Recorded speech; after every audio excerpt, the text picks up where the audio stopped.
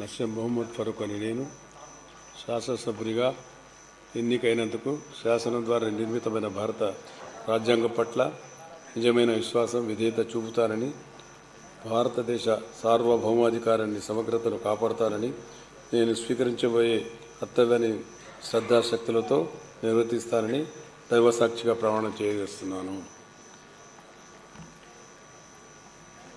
ఆంధ్రప్రదేశ్ శాసనసభ సభ్యుడైన నేను నసీం మొహమ్మద్ ఫరూక్ అని నేను సభా నియమావళి కట్టుబడి ఉంటానని, వాటిని అనుసరిస్తానని, సభా మర్యాదను పాటిస్తానని, సంప్రదాయాలను గౌరవిస్తానని దైవసాక్షిగా ప్రమాణం చేస్తున్నాను.